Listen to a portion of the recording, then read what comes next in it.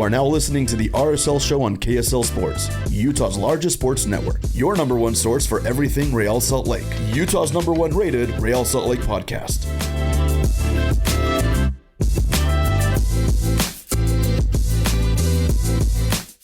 All right, guys, welcome in. It's a brand new edition of the RSL Show here on the KSL Sports Network. Alex Napoles, Josh Clark, Carson Lantz, all joining you today to bring you the latest for Real Salt Lake, and there is a lot to dive into, so we got to jump right into it.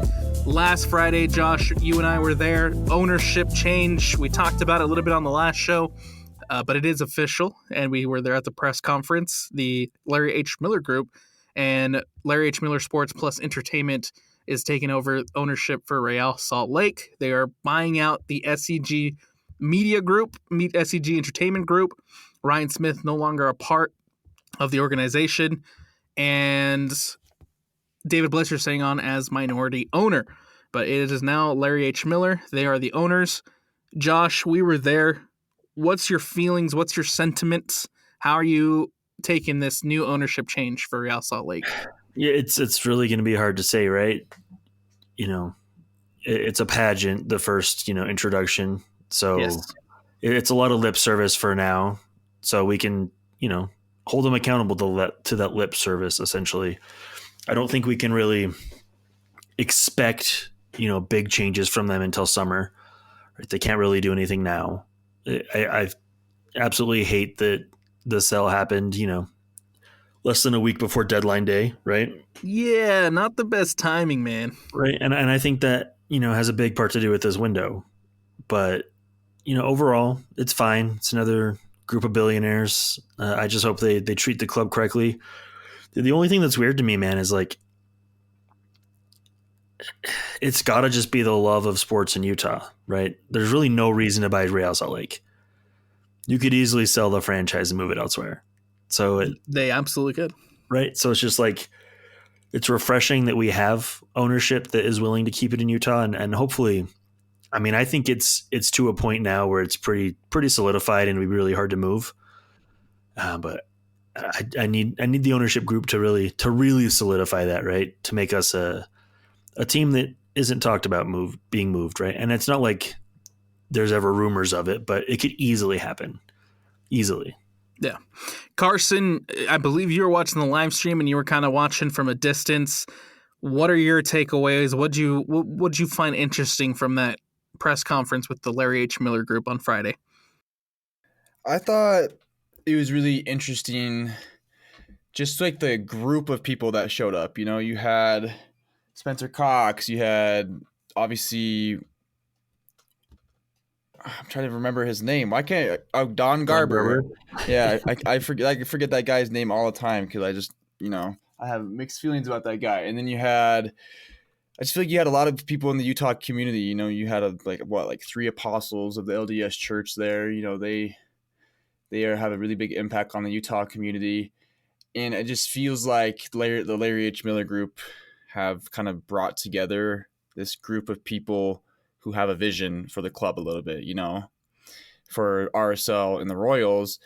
And I feel very confident. We probably all said this when Blitzer and Ryan Smith took over, but I feel very confident in what the Larry H. Miller Group is going to bring to RSL.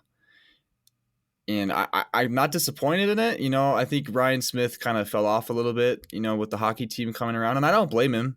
The hockey team is super cool. The atmosphere is awesome there, but we want full focus on RSL, and I feel like the Larry H. Miller Group can bring that with Blitzer. And I think my biggest takeaways from the whole ordeal and from the whole press conference was, like Josh mentioned, a lot of good things were said. There was a very positive buzz, a very positive vibe around the whole thing, and they hit on some things that I think a lot of people wanted to hear and a lot of people wanted to talk about changing ownership to the Larry H. Miller Group. And one of the common themes that came up and was talked about was the winter calendar and the renovations that would go into the field and into the stadium that would help Real Salt Lake transition into a winter calendar. Now, it wasn't directly mentioned that they were going to switch to a winter calendar, but it was kind of Kind of implied. It's kind of implied. Yeah. And so, there was talking about renovation to the stadium, to the field, and to ways to make sure that America First Field is ready for a winter calendar. There was talks about renovation to the area or surrounding the stadium and potentially bringing in more entertainment, more restaurants. And I mean, that's something we've heard about before. I believe Deloy was big on wanting to kind of reinvent the area. He was, but he would have had to pry all of that land away from the Millers. And, if you know anything about the two, they hate each other. Oh, yeah. And it was never going to happen. So now at least our owners own the property that can be, revitalized to There you go. Make it more of a destination to go to a game, especially for away fans and kind of families before the game. You want places you can go, kill a half hour, right? Kill an hour, make it a day. So yeah. That's something that's definitely lacking there, and it would be incredible if they could. It doesn't have to be immaculate, right, or crazy, but just bring some things in to kind of help with that. The Plaza has been a nice addition, I think, overall. But I mean, you go to the south side of the stadium, and it's just like car workshops, just not really eye pleasing things to be at near a stadium. Junkyards, essentially. Yeah, there's like a junkyard there. There's a couple of weird things around the stadium, and so hearing that, I think works really well, because I think that's something that's needed to kind of make a little bit more entertainment around the stadium. And then, there was talks about wanting to kind of not necessarily take a back seat, but kind of just sit back and watch and learn Major League Soccer and learn soccer and learn what it takes to be good stewards to Real Salt Lake. And I kind of like that, because I mean, this is an ownership group that's coming in with very limited soccer experience. And so it's gonna be a learning curve. It's gonna take a minute for them to figure out. So I don't think anything drastic or anything crazy will happen for the next year, but we'll see, man. We'll see if they hold the same tune, 2, 3, 4 years down the line. Exactly. Right. And I feel like we've just had such a roller coaster with ownership over the last few years that, it's okay if you're feeling a little nervous about it. I mean, I am. Yeah. But as far as the team performing, until the summer window, we're not going to see what they're going to do. Smith and Blitzer, their first, little bit, did bring in some players and spent some money, and that's all it's going to take for them to buy the goodwill here pretty quickly. I would agree. Speaking of which, let's jump into that, because I think that's the news that I think everybody's here to hear and everybody wants to know. The transfer deadline has come and passed, and Real Salt Lake players can still be announced. Let's not forget that, especially free agents. Let's talk about the timeline. Let's kind of give a timeline first, real quick, of exactly what has transpired in the last 3 days. Okay. Monday, reports are coming out.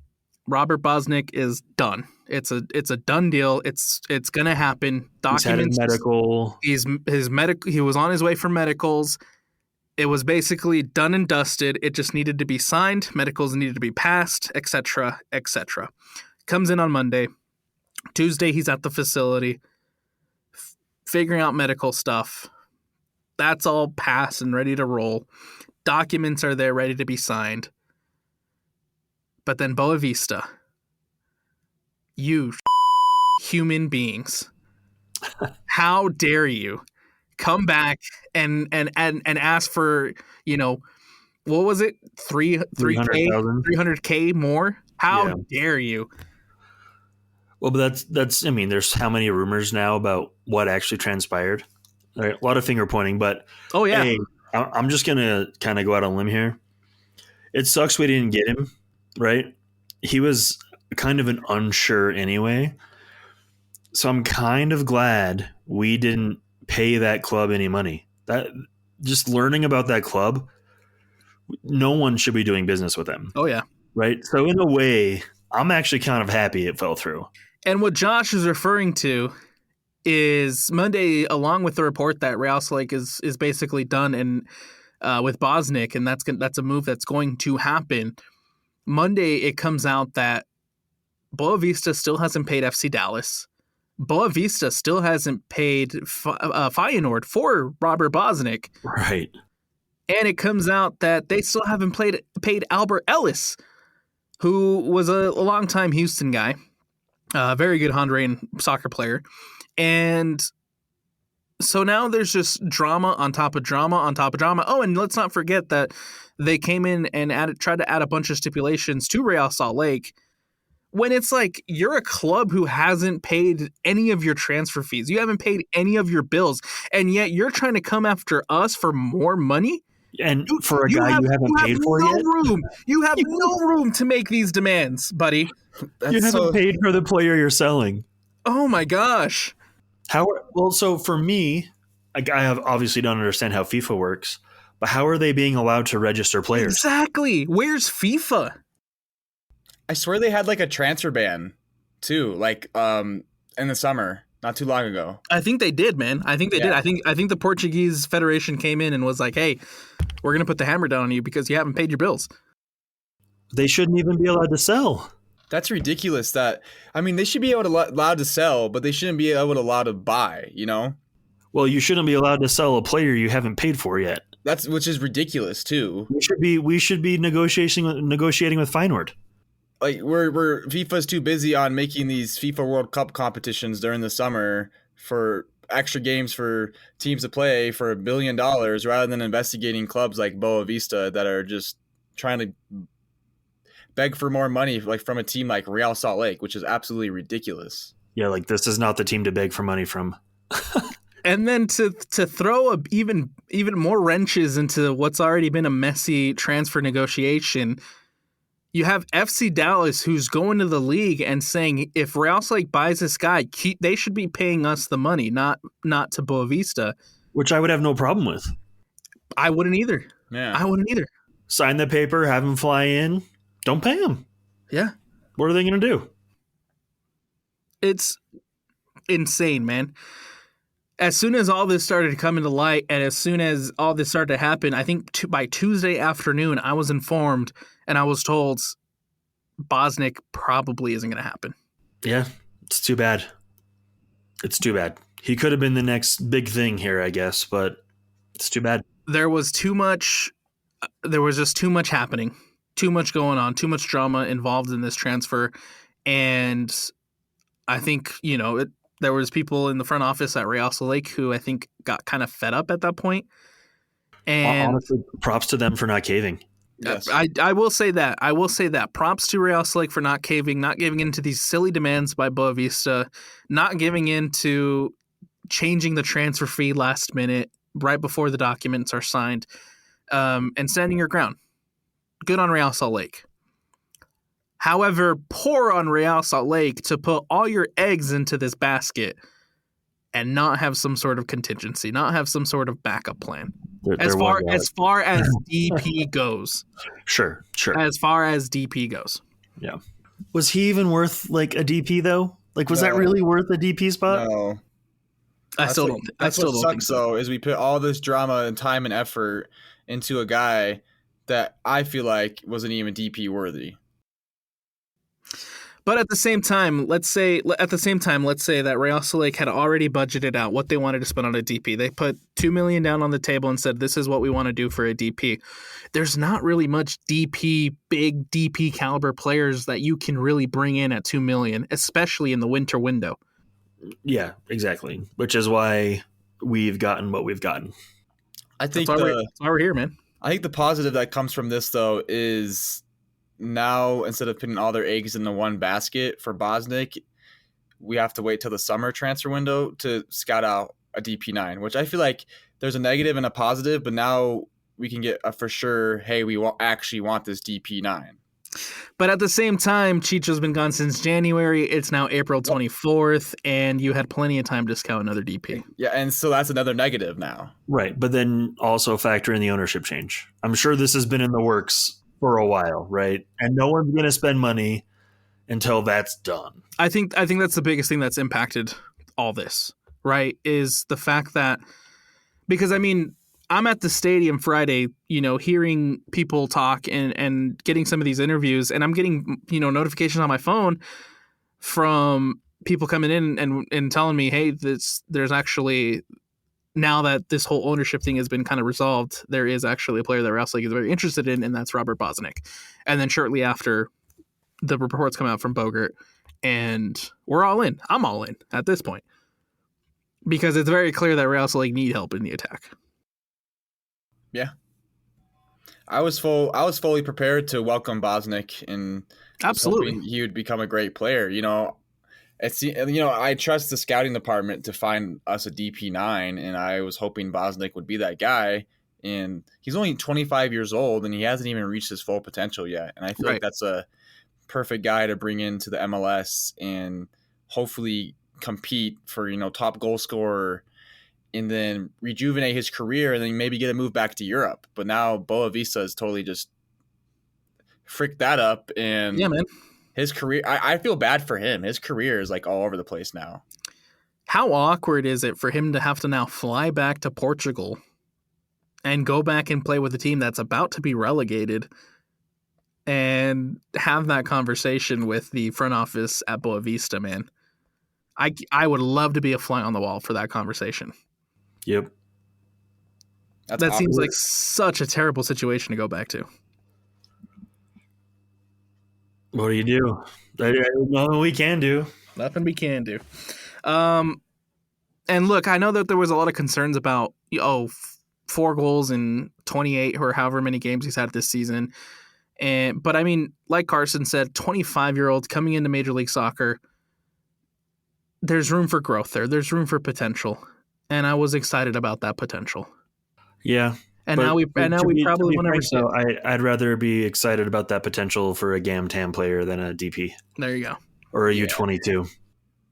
A DP needs to be a proven player that we know will score goals. That's probably the one positive and the one takeaway. Yeah. I think that a lot of fans can kind of be, if trying to make a negative situation into a positive is now Real Salt Lake can fully turn their attention to that summer window. There's probably going to be better players, better opportunities available in the summer as contracts expire from the European market and from the South American market. Real Salt Lake might end up in a better situation come summer, but that is yet to be seen. Yep. Jury's out on that one. So we'll see, man. At the end of the day, Bosnick was here, toured the facility, was ready to sign everything. Boa Vista decided to throw wrenches into this whole operation, and Real Salt Lake said, you know what?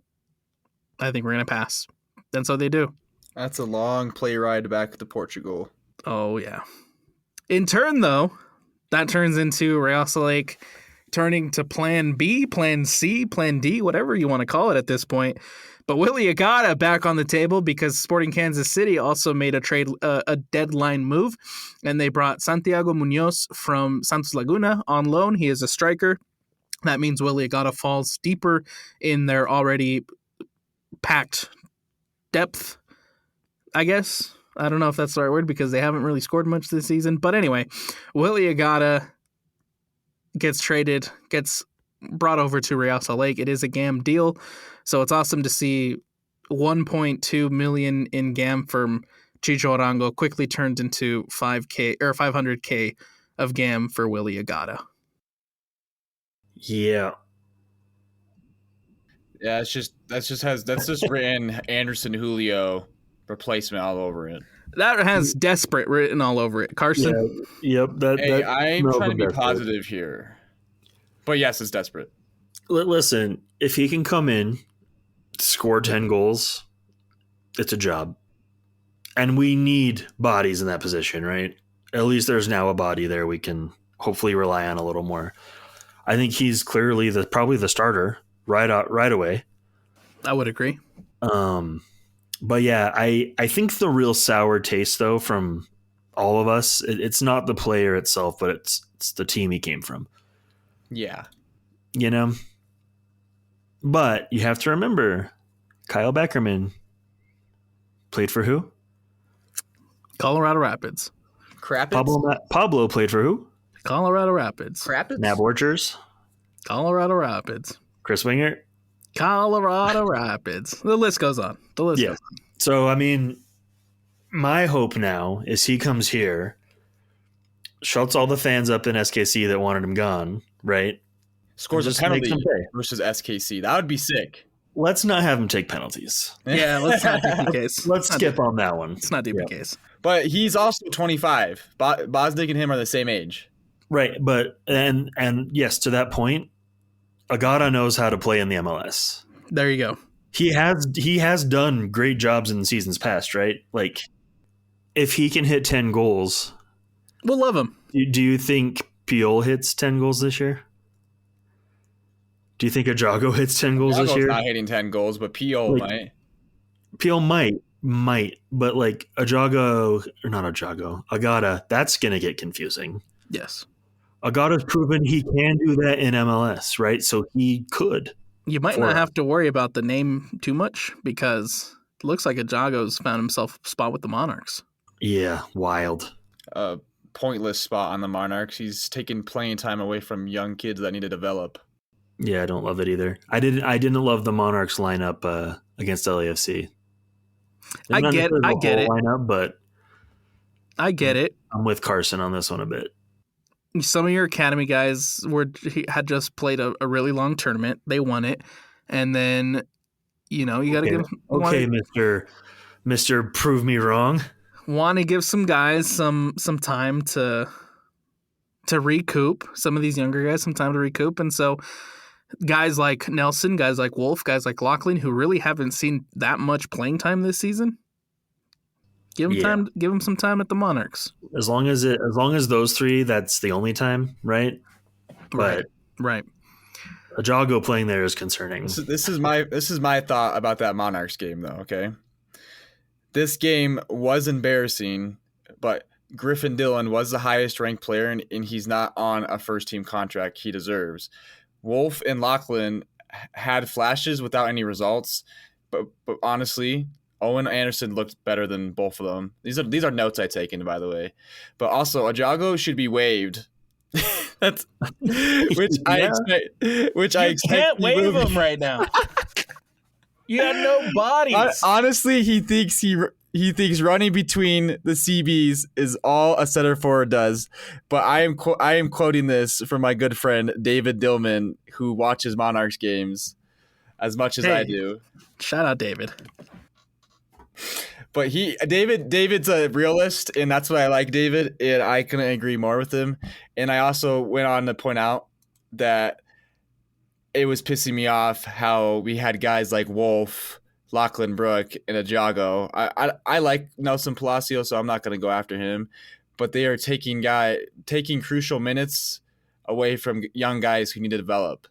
Which I'm like, Gozo needs to freaking play, and he seems like he might have taken like Tyler Wolf's minutes or something, because now he's getting minutes at last 10 minutes and a game. That's something that I think, I don't know. I mean, it's good, but it's bad. It's good that our academy kid is taking those minutes because I believe they are minutes. Yeah. Yeah. You can't develop with just 10 minutes a game. Right.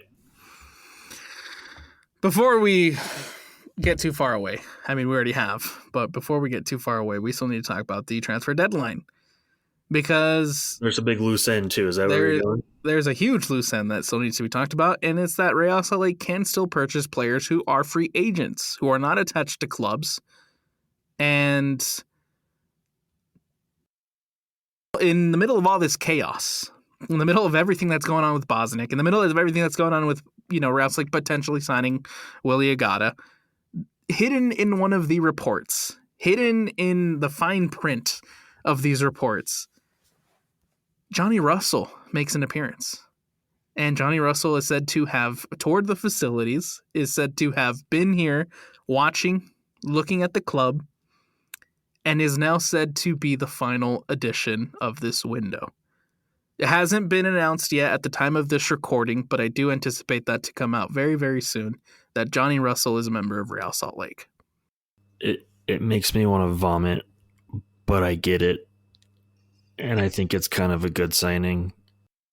Did you have that on your 2025 bingo card? There was actually a game earlier this season, Alex, that I told you that we would sign Johnny Russell. It was a joke. And that's why I bring it up. Hey, they took your advice, Josh. That's your signing. That's a joke, guys. I didn't really want it. I mean, hey, we joked about Willy Agada last show, and look what we got. Yeah, but at least Willy Agada had been rumored. Maybe we should like joke about like Kevin De Bruyne or something. That'd be nice. We just need to stop putting out the bad Over vibes, Diogo? man. Come on, never. Not over our DP Diogo, the best player on the team. Come on, guys. All right. How do you feel about Johnny Russell? Because I hate it and I love it, and I don't know how to feel, and it feels gross, it feels icky, but it's kind of exciting. And imagine if he scores a game winner against SKC, like, bruh. Okay, here's my honest, true thoughts on Johnny Russell. Diogo has been very disappointing. Yep. Incredibly disappointing. Yep. Pablo Mastroeni in the postgame press conference was kind of giving a little bit of shtick to Diogo, man. Oh, absolutely. And to your point, do you remember what he said about what he wants the Nines to do? Crash in the box. Doesn't this just make a lot more sense suddenly? Yep. Look, man. Because what does Johnny Russell do? Diogo has been incredibly disappointing. But yet, for some reason, he hasn't been rotated out of the lineup. It's after that post-game press conference on Saturday, it became very clear to me that Pablo Mastroeni is upset with Diogo and the production Diogo Gonçalves is giving this team. But why hasn't he been moved out of the lineup? Because who's going to play? There you go. I think that they've been a little bit disappointed with Lachlan. They've been a little bit disappointed with Wolf. I mean, obviously, Gozo's getting those minutes, so good for him. But they need someone to come in and really compete at that wing position. Give Diogo a run for his money, because right now Lachlan isn't doing it, and right now Tyler Wolf isn't doing it. So you bring in somebody who can potentially give Diogo a scare, if you will. Right, light a little fire. He's 35. He's not going to be there that long, but this year you might not play. I don't think he's a long-term solution. It's very Band-Aid. Very hugely Band-Aid. I don't think he's both signings, in my opinion, Band-Aid. Oh yeah. Both will probably be on a year contract, right, to the end of the season. Agada's contract runs out at the end of this season, and then whatever Russell signs, I'm pretty sure will be till the end of this season, with maybe an option. Who knows? And then, it's a Band-Aid to kind of give you that opportunity to have depth that will compete with, that will give Diogo a scare, that will give Diogo a run for his money, because it's needed. He also just has a veteran presence, right? Yeah. Been there, done that. He's won MLS Cup, I believe. He has, right? No, he never won. Why was I thinking he was on the 2013 team? He's old, but he's not that old. Yeah, that was a long time ago. But the other thing that we've kind of been missing, right? We get it from Vera a bit. We get it from Katranis. Johnny Russell is an offensive player, but he's also kind of I don't know if you'd say enforcer, but instigator a little bit. He's a nuisance.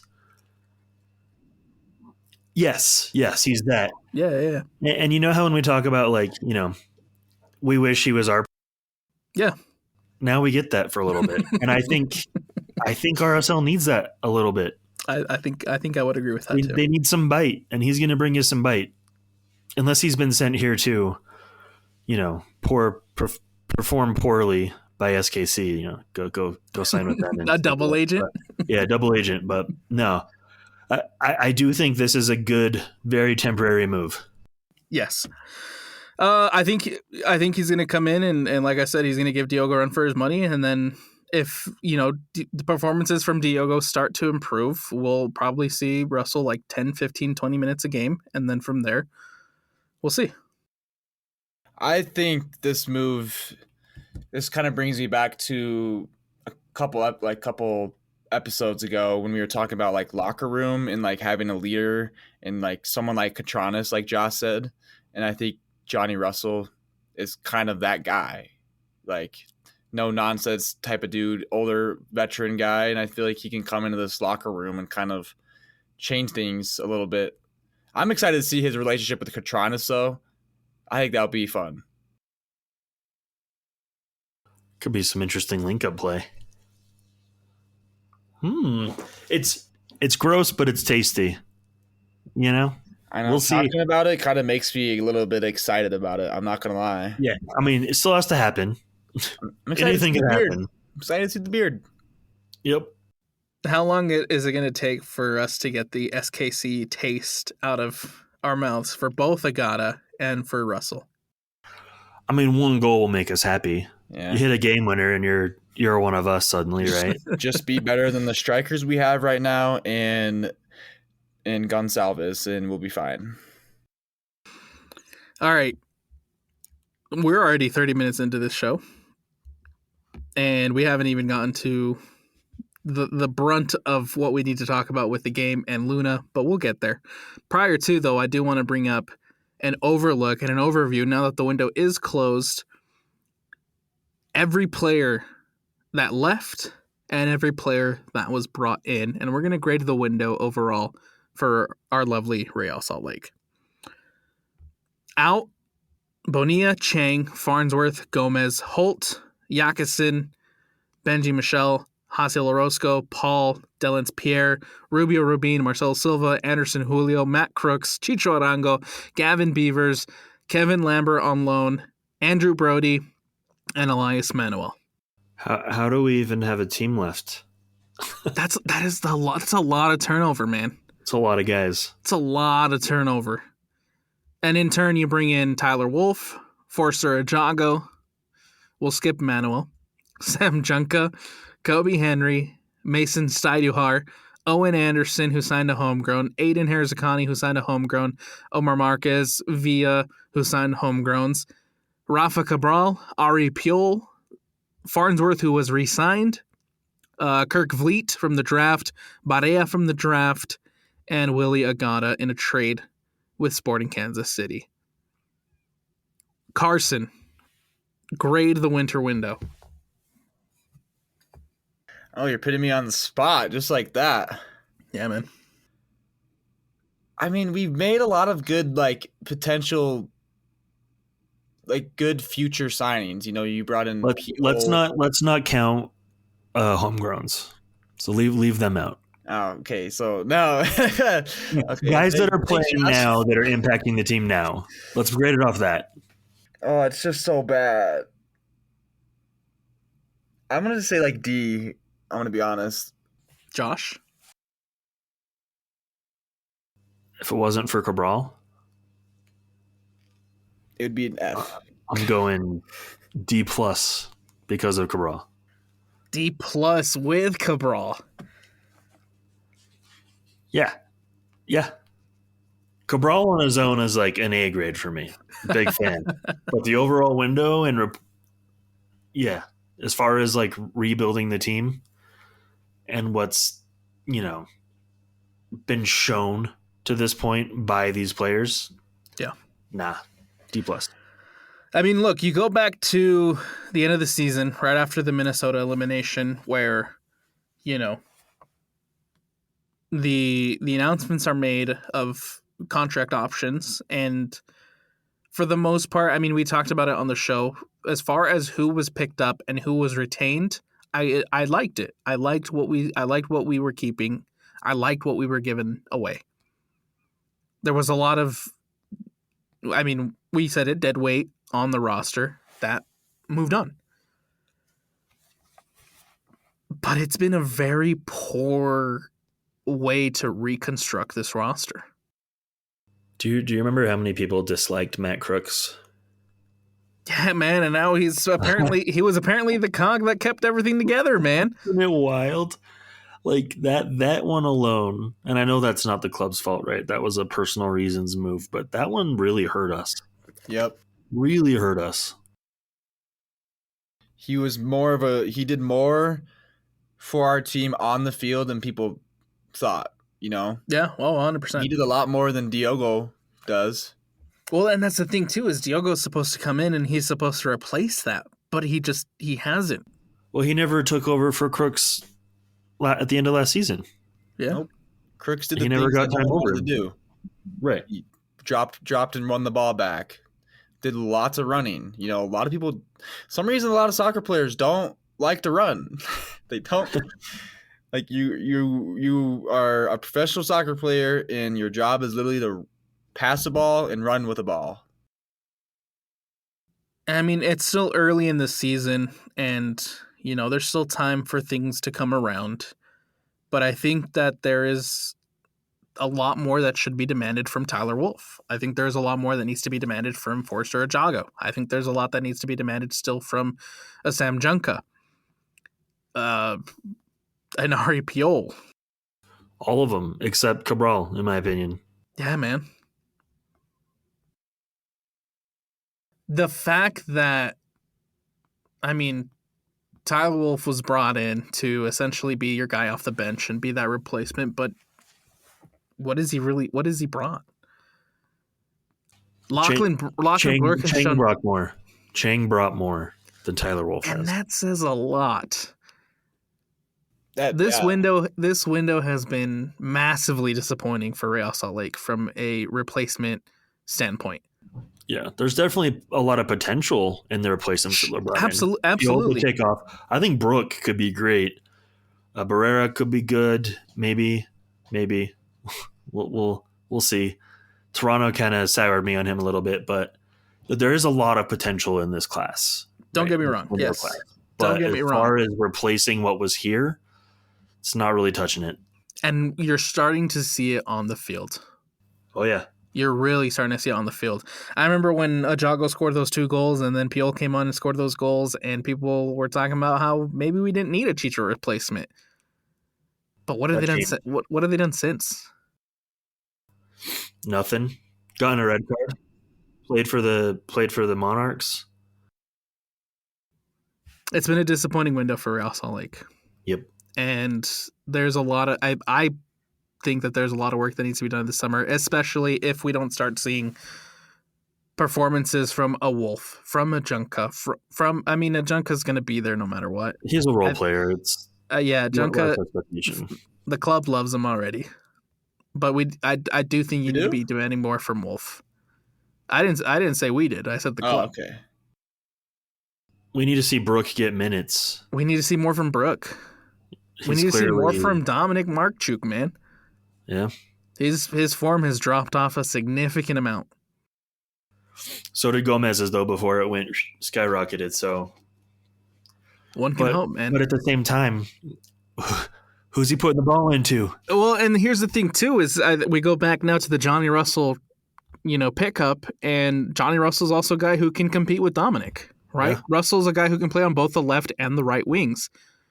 He essentially can come in and push both of those guys, because again, you go back to the conversation of Wolf hasn't been, pushing, Lachlan hasn't been pushing.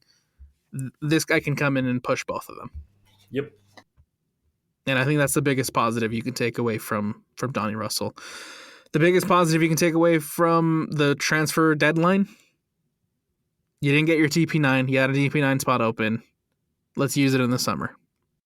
We must. So maybe the Millers want to spend 10 mil. Maybe this was a good move. Keep that DP spot freed up. Hey, you know who's 10 mil? Yakumakis. Yeah. Diego Luna. His red card was rescinded. He will be available to play against San Diego on Saturday. Let's jump into this Toronto game, guys. Yeah. Starting lineup for Real Salt Lake. Just about what you would expect. Cabral in goal, Bodie Hidalgo, Justin Glad, Brian Vera, Alex Catranis, Brian Ojeda, Emeka Anelli, Dominic Markchuk, Diego Luna, Diogo Gonçalves, and Jesus Barea. Barea getting his first start in Major League Soccer. I thought that was really awesome.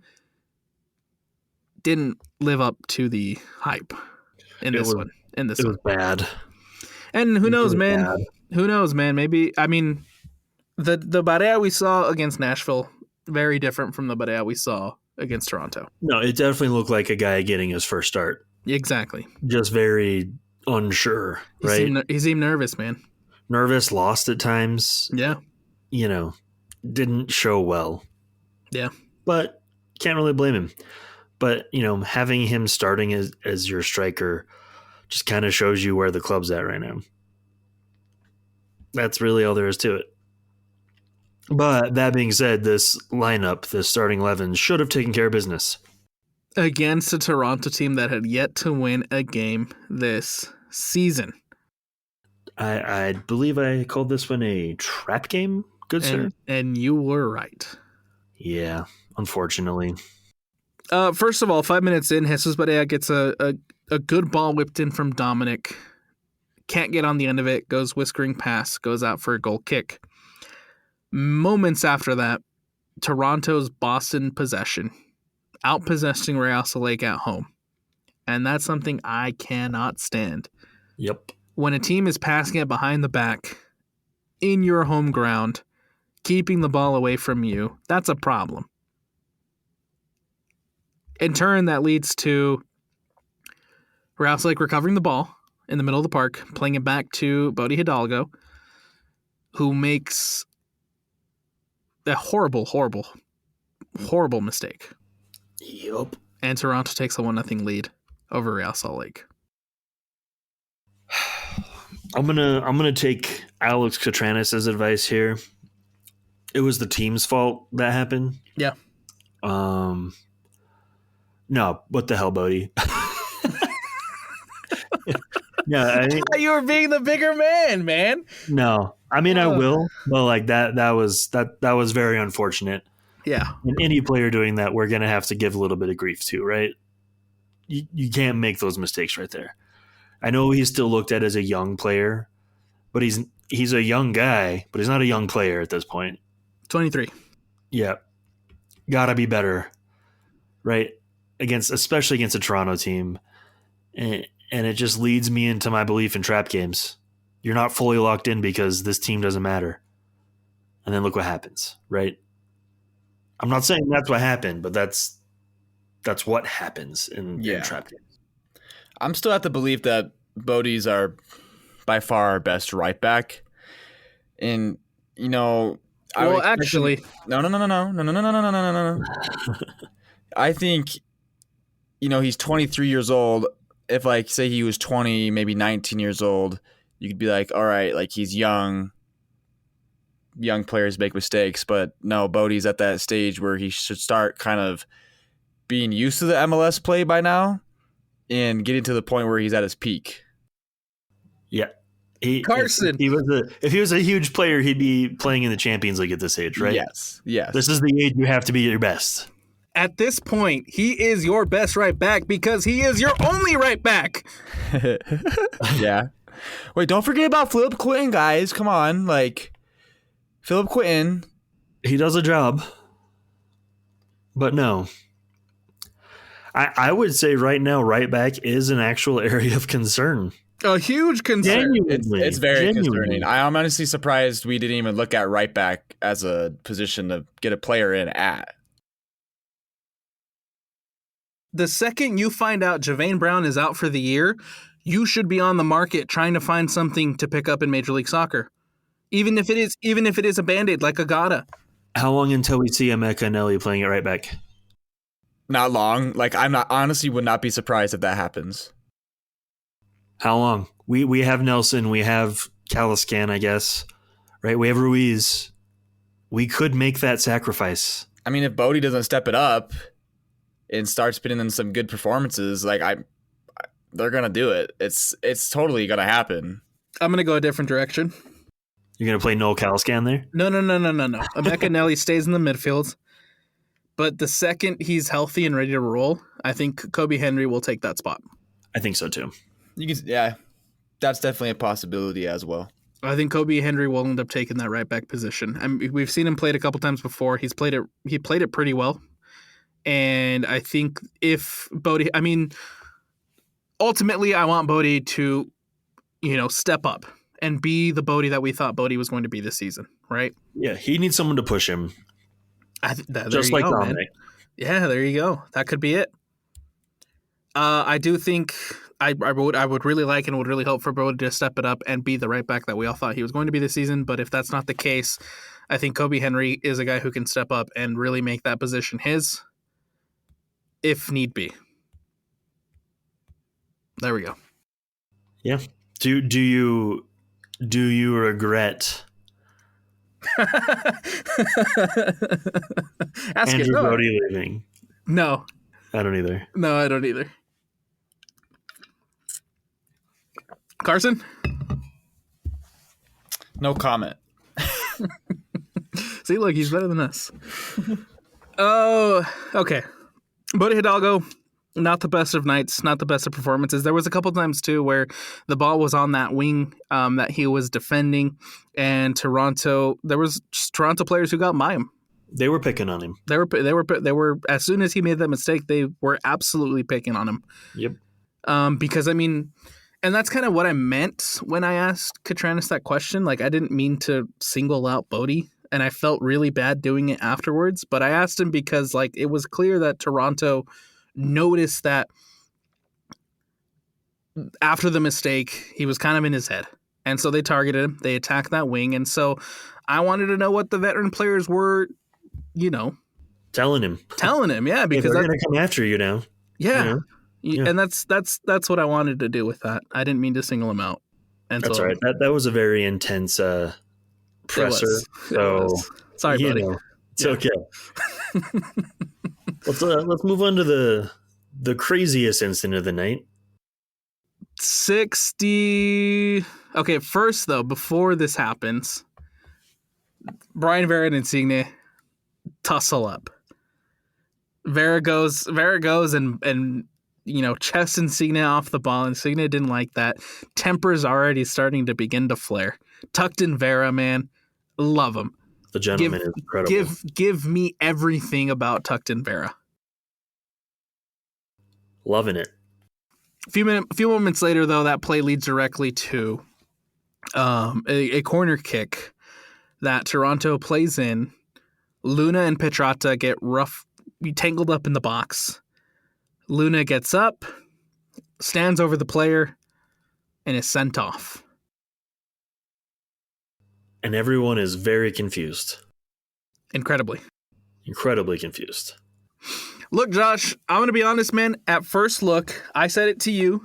The second it happened, the moment it happened, I saw it, and I said, Diego Luna's gone.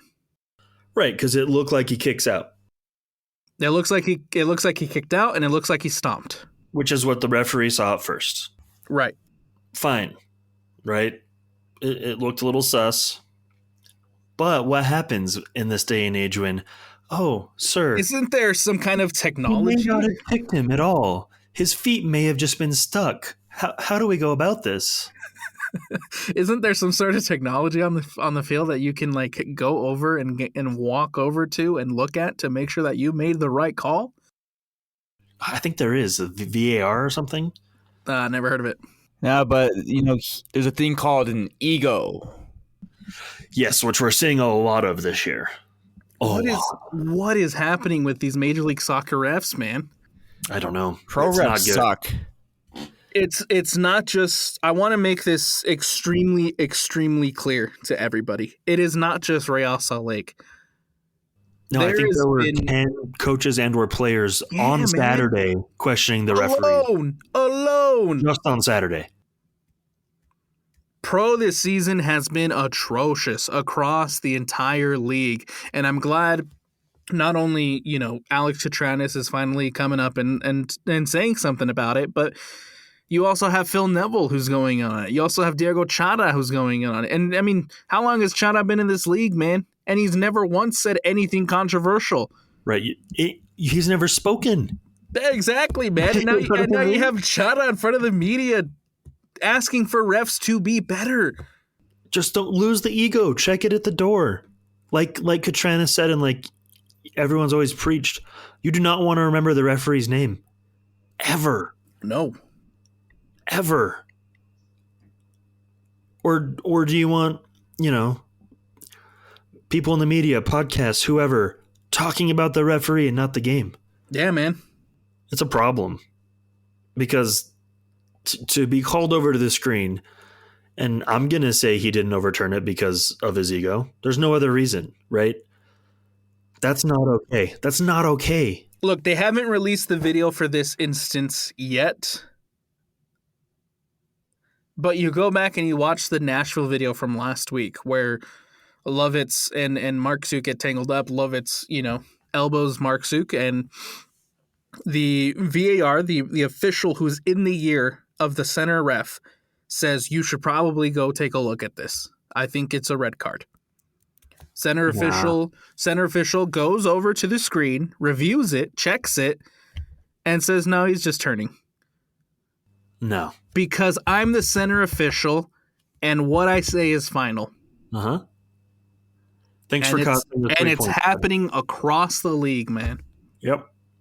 That cost us 3 points. It's a problem. Lovett should have missed a game, right? It potentially cost us 3 points again on Saturday. Yeah, I'm not saying we would have won, but chances would have been better, right?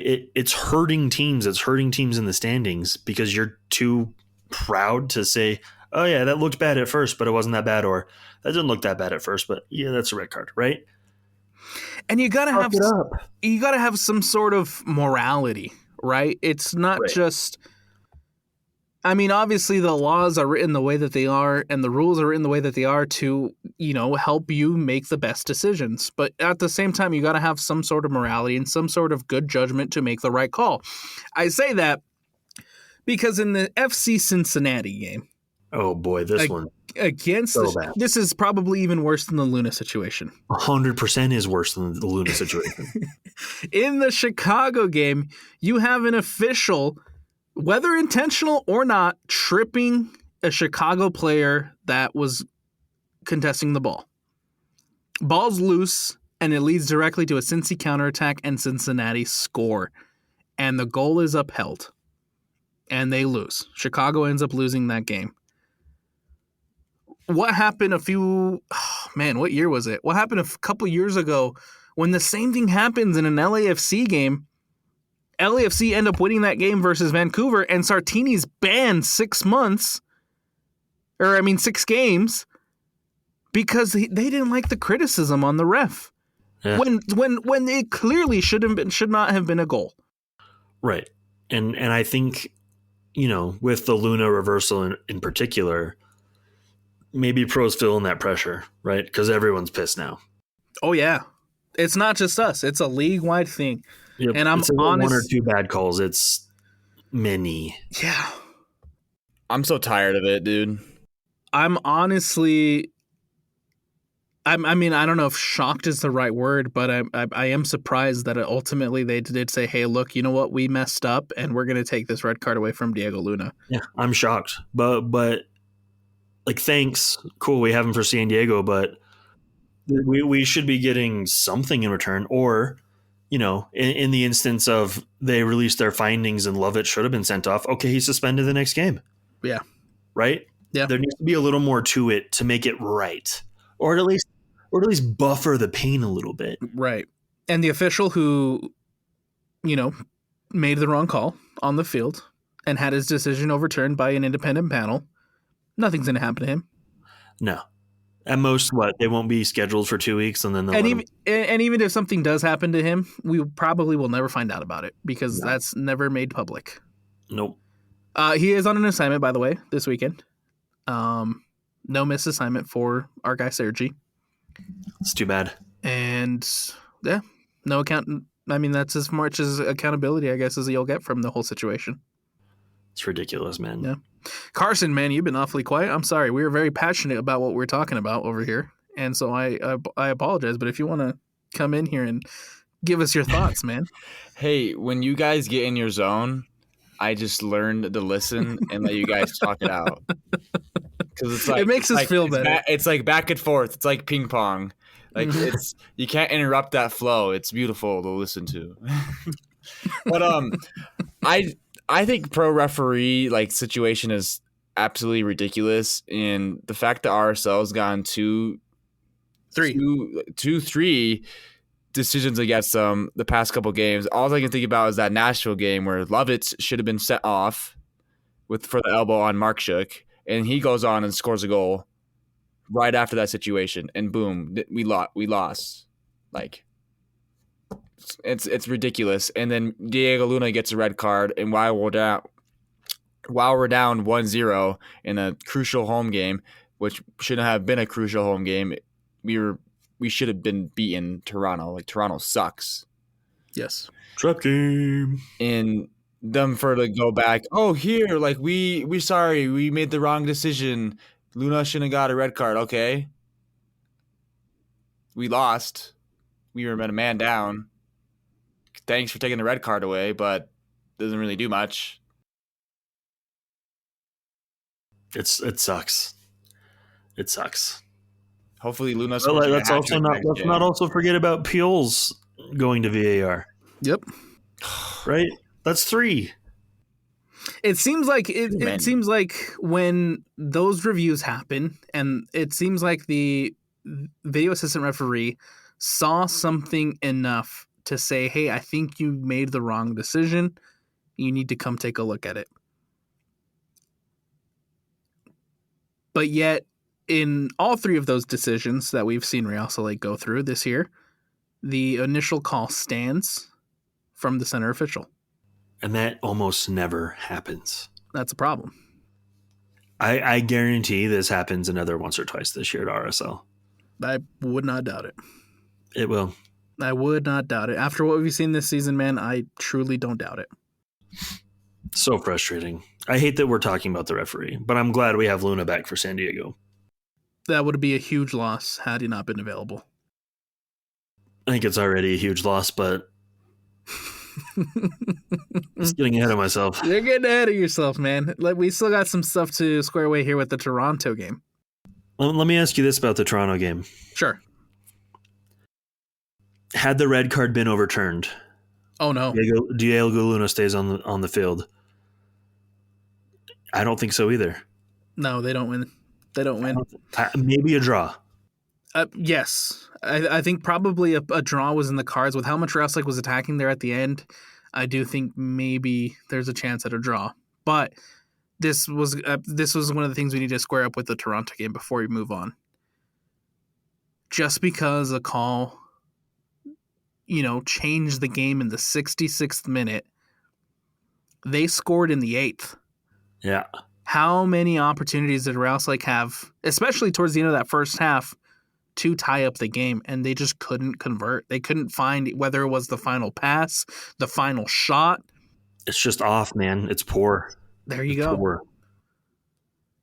And as much as I would love to sit here and blame the ref for 3 points lost at home, morally and watching that game, I just can't, because it wasn't good enough from Real Salt Lake. How many? I know we had over 20 opportunities. I think 22 shots was the final number. Toronto had what, 2? 2 shots. 1 on target. 1 goal. That to me says we're not scoring. Sunday League numbers, man. To be fair, though, outside of us being incapable of finishing, RSL never quit. No.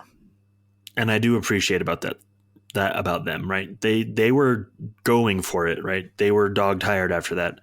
I didn't mind the, tactical adjustment towards the end after the red card. But yeah, I just never felt confident that we were actually going to score a goal. I think of we had 62% possession, and then Toronto has 1 shot and 1 goal. That's just like the numbers, and then you lose that game. That numbers show me that this is going to be a long season. Like, you control possession at home, you have more shots, more chances than the away team, and you can't convert at your supposedly Riot, the Riot Fortress. Oh, it hasn't been the Fortress for 2 years, man. Oh, yeah, I know. But I expect it to be. I think everyone expects it to be. We all want it to be restored, right? We need to put some bricks back up in the wall, right? For being like one of the smaller market teams in the MLS, the one thing we always had was that home field advantage. Yep. And it feels like it's gone, right? And now we don't. Yeah. And like, who are we now? Like, 2 wins, 3 losses at home. That's bad. Under 500 at home. Don't love that, man. What do you think's going through Pablo's head right now? I mean, the pressure has to start mounting. Has to, right? We've already kind of alluded to it here on the show. Something important's coming up for him at the end of the season. And the performances and the results haven't been there. There's got to be pressure mounting. The drop-off from RSL pre-Chicho suspension to everything after is unbelievable. It does not make any sense to me. This is a complete team. Mostly complete team, right? The pieces are there. The spine's pretty much there. You have a lot of good players on this team, and their record does not show it, man. So what's going on? Is it coaching? Is Diogo and not having a true, goal scorer? Is that really hurting us that bad? I do think before we have this conversation, I think you need to drop Diogo. Yeah. Drop him. For who though? Yeah. Who's taking his spot? Johnny Russell. Let Gozo start, dude. Yeah, Gozo, Lachlan Brook. I don't care. You're already not winning games. What's it going to cost you? He's play. Call up Hazarkani. Let Hazarkani get a run at it. Right. Like, you're losing with him on the field. Why not try something else and see if you can identify that? Wow, that really is a sour egg. I know we talked about wanting to have consistency on the field, and I mean we have seen it over the course of the last couple of games. Right, the defense hasn't been rotated. The midfield barely gets any rotation, but the results aren't there. The results aren't there, but the performances aren't there. Start dropping some guys. Start changing things up. Find some answers. I genuinely think some of the performances aren't there for others because they're trying to cover for someone else that's just not trying. You know what I mean? Think back to Saturday night against Toronto. Yeah. Deep into stoppage time. It's 2-on-2 essentially, right? Counterattack. And I don't remember who was. I think it was Vera and Diogo back there. It turned into a 2-on-1 real quick because Diogo was walking back. He was one of the last 2 guys on defense. You know what I mean? Clearly, he's not going for it. I agree. If he really wanted to win that game, he would have been tracking with that player. He would have won the ball and got it back into the attacking third. Hey, Josh, you know who he looks like? Who? Marcus Rashford. Oh, a little bit, yeah. Yeah. Has no passion on the field. Doesn't do the extra things, helping defend, dropping back on defense. You need to be playing your heart out because you play 45 minutes, you might get subbed off. Those first 45 minutes, play your heart out, and then if you keep going, you got another 45 minutes.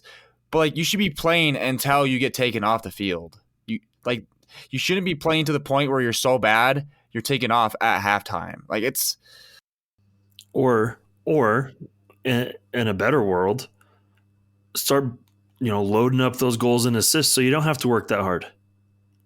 Do your first job. He's getting paid to play absolute, which is, it sucks to say. No, I genuinely think if it doesn't turn around for him soon, his time at RSL could be over pretty quick. And he'll go down as one of the biggest busts in RSL history. Drop him, man. We have to. Yeah. It won't hurt anything. See if we do better. Make him shave his mustache. Let Lachlan start. Let Wolf start. Let Gozo start. Just something. You're not winning games right now. We're rewarding bad play. And that's what sucks. We're playing bad, and then we're rewarding bad play.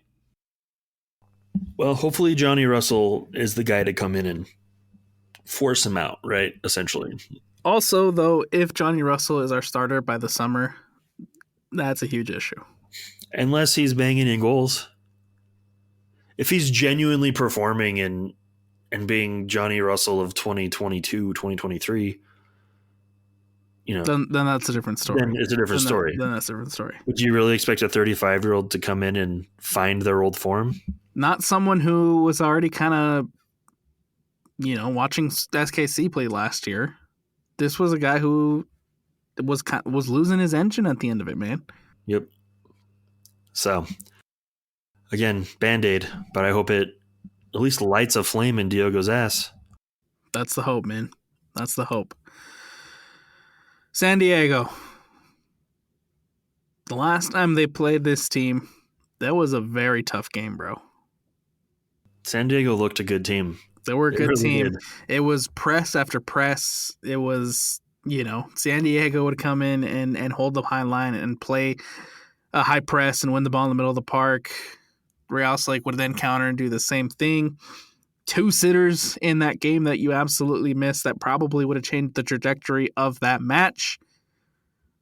Don't forget Diogo and Markchuk. What do we expect?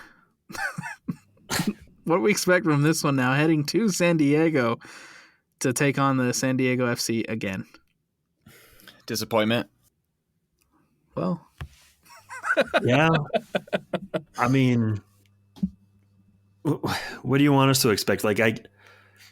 Being super positive right now just feels gross. It feels, like being overly optimistic, but that doesn't feel genuine, right? I'm going off of how I genuinely feel. This isn't because I hate RSL, but I don't expect a result in San Diego, especially after how they beat us up at home. yeah. I would love for us to go in and do a job. I'll be watching, I'll be rooting for it, but I have to protect my mental health, just like I do when I watch any of my favorite sports teams, because they all suck.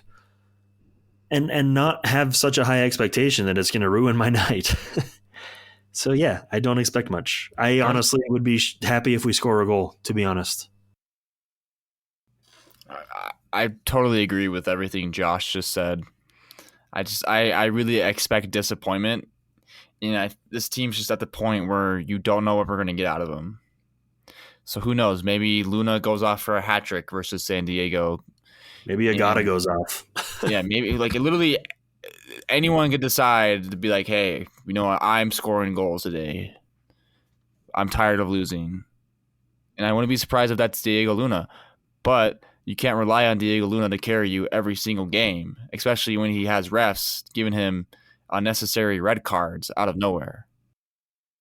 I think the biggest thing that stuck out to me during that rant from Alex Catranis, if you haven't seen it yet, I highly, highly recommend you go watch it. It's wild he didn't get fined. Oh, we didn't even mention that. He didn't get fined. Wild. Unscathed by the disciplinary committee, which was surprising. The biggest, go watch it. You have to watch it if you haven't yet. The biggest thing that has stood out for me and to me was in the middle of all this, of all him going off about the officials and the bad decisions that have been, called against Real Salt Lake over the course of the last couple of weeks. It's right in the middle of it. He says, I'm not here to make excuses about the performances, but it's hard to play the game when you have red cards and you feel like you're playing against 14 guys, 15 guys. He's not wrong. But he recognizes, and I think the team recognizes that right now the performances are not there. Yep. And they haven't been there. I think Real Salt Lake had a good performance besides, the misses against San Diego. Yeah, outside of the finishing against San Diego and the defending, it was good. But I can't say that Real Salt Lake are playing better than they were from that last game. I think they're playing worse than they were from that last game. Mm-hmm. San Diego's coming off a 3-2 loss to Colorado. They're coming off a 3-0 loss to Charlotte FC. Could be an opportunity for San Diego to bounce back. I think they're licking their chops to take on a wounded Real Salt Lake right now. Or is this a reverse trap game? And it could be a reverse trap game. Could be. Could be. And I think that's the hope that we'll hold on to. At least from what I want to see this weekend, is this could be the game for San Diego to figure it out or it's going to be the game for Real Salt Lake to make a trap game of their own. And we'll see. Let's hope for option 2. I just hope, we're pleasantly surprised and we have something fun to talk about next week. Hopefully it's not the refs, man. I'm getting tired of the ref conversation. Yeah, for the love. Hopefully it's a good weekend across the league for all the officials. As of right now, Real Salt Lake sitting in 11th place with 9 games played, 3 wins, no draws, 6 losses. If Real Salt Lake don't get the win on Saturday at San Diego, this will be the second worst start through 10 games in club history. The worst one being 2007, where they only managed 6 points through 10 games. This is the kind of start to a season that gets coaches fired. Yeah, man. Just saying.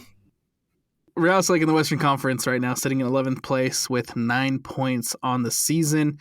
Vancouver sitting at the top of the table with 20. Austin in second with 16. Minnesota in third with 16. We'll skip everybody else and just jump to the bottom where Real Salt Lake is in 11th with 9. San Jose in 10 with 10. St. Louis City in 12 with 9.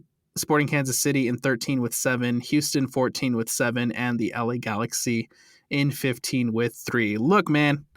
At the end of the day, you could be the Galaxy. Yep, you could be the Galaxy. And I think that's one of the positives, I guess, as an RSL fan that you can continue to look for. Guys, anything else you want to add? It's been a long episode. Yeah. Let's end with something fun here.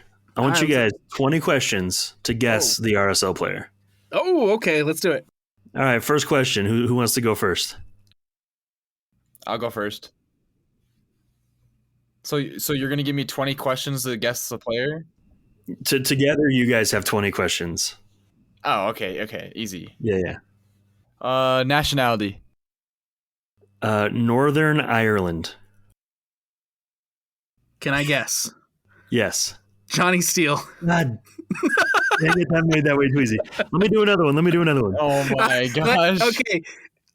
I will. This is a hard game to play with me because I got everything just up there, man. Yeah, same, but like, come on. I guess it's my fault. For kind of making the first one easy. Hold on, though. He says he's still playing? No. Yeah, I think he's playing indoor. Wild. Okay, let me find another one real quick. Hold on. I gotta make this a little harder, apparently. I thought I was making it hard right there. Too easy, man. Too easy. Position. It's just a simple question. Position. Forward. Okay. Nationality. American. Okay. Number. No. What number did he wear? I feel like we can't ask the number. 20-something. I can't remember exactly. I want to say it was like 20. Was he a draft pick? Was he? No. Okay. He was not. What year did he play? 2011-12. Just the one season? I think it was like pick up in the summer, left in the summer kind of thing. Okay. Hair color. Like brown. Okay.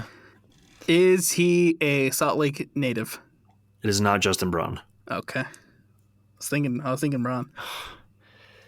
You said he's American. Justin Braun scored on me in high school. Where from in high school is he from? Where from America is he from? New York. Okay. New York. Okay. Fine. How many questions are we at, Josh? That's like 7, I think. Wasn't counting. We're gonna go with 7. Told you I was making it harder. Yeah, this is a tough one. Don't be looking, Alex. I'm not looking. I'm looking. Look, Look, my phone's right here. Okay. I'm looking down at the desk. Thinking. You're typing. No, I'm not. My hands are down here. 2011. I think his number was 27. Is it Cody Arnux?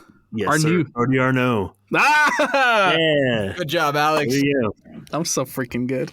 I was not getting that, so thank goodness. That's a good pull. That's a good pull. I'll get you next week with another one. As soon as you said the number, I had a feeling it was him.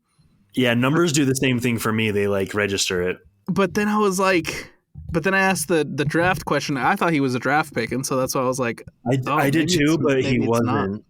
He went to Everton, and then he came back, and I think he went to Vancouver when they were still in the USL. I don't think had they come into MLS in 2012.